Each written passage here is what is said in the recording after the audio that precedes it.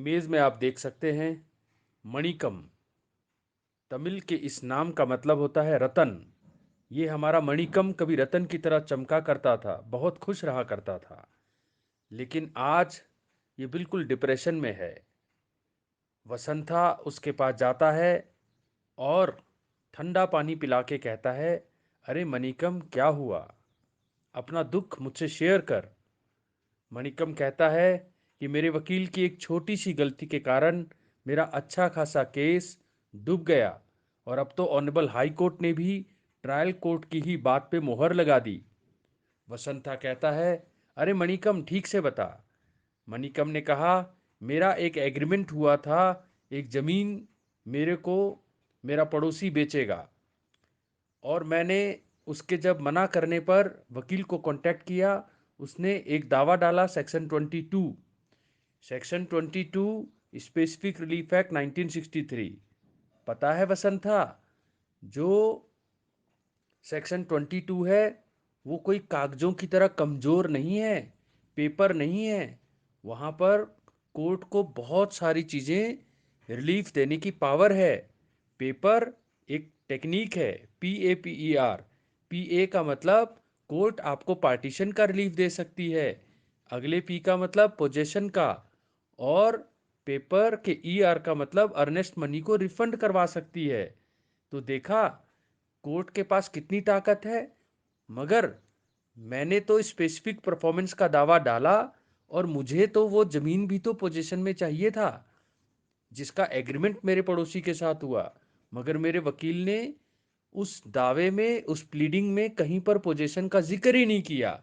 और trial court के जज साहब ने कहा कि देखो सेक्शन 22 में मेरी पावर तो है पेपर देने की, लेकिन इस पेपर यानी पार्टीशन, पोजेशन या अर्नेस्ट मनी को रिफंड करवाने से पहले आपके वकील को प्लीड करना चाहिए था। शेल वर्ड है, इट शेल बी प्लीडेड।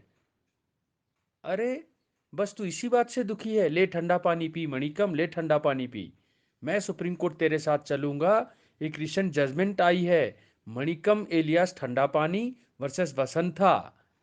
और 2022 सुप्रीम कोर्ट की इस सीरीज में आज इस जजमेंट से तेरे जीवन की दशा बदल दूंगा। तेरे जीवन में वसंत ऋतु आ जाएगा वापस मुड़कर। अरे कैसे? चल तो सही।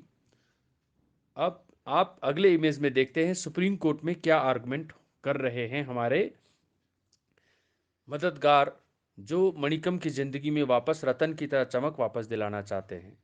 ठीक है, अब ये कहते हैं ऑनरेबल सुप्रीम कोर्ट को कि ऑनरेबल सुप्रीम कोर्ट की पुरानी जजमेंट 1982 सुप्रीम कोर्ट में बाबूलाल हजारीलाल किशोरीलाल, जी हाँ, बाबूलाल वर्सेस हजारीलाल किशोरीलाल, लाल लाल लाल, यहाँ पर ज़रूर सेक्शन 22 सबसेक्शन 1 के इन एन एप्रोप्रिएट केस को इंटरप्रेट करते हुए, इन एन एप्रोप्रिएट केस, ठीक सुना आपने, इस वर्ड को इंटरप्रेट करते हुए ऑनरेबल सुप्रीम कोर्ट ने ये कहा कि जो थर्ड पार्टी है जिसका एग्रीमेंट से कोई लेना देना नहीं है उसको तो प्लीड करना पड़ेगा पेपर, लेकिन जो इंटर से है, जो एग्रीमेंट वाली बंदे हैं उनको नहीं करना पड़ता।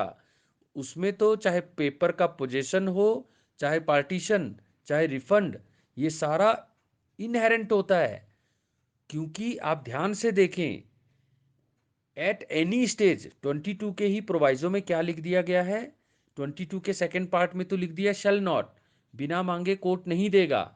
लेकिन प्रोवाइजो में ही लिख दिया गया है कि अगर नहीं भी प्लीड किया तो किसी भी स्टेज में अगर वकील जाग जाता है तो जब जागो तब सवेरा, उसको कोर्ट के पास कोई ऑप्शन नहीं है, उस अमेंडमेंट को अलाउ करना ही करना पड़ेगा। जैसे ऑर्डर 6 रूल 17 CPC में अमेंडमेंट होता है, उसको अगर सेक्शन 22 पढ़ें स्पेसिफिकली फैक्ट का, और इसी तरह सेक्शन 40 भी अगर आप देखें स्पेसिफिकली फैक्ट का, तो जिस भी स्टेज में वकील जाग जाए उसी स्टेज में कोर्ट के पास कोई ऑप्शन नहीं है, उसको अलाउ करना ही करना पड़ेगा।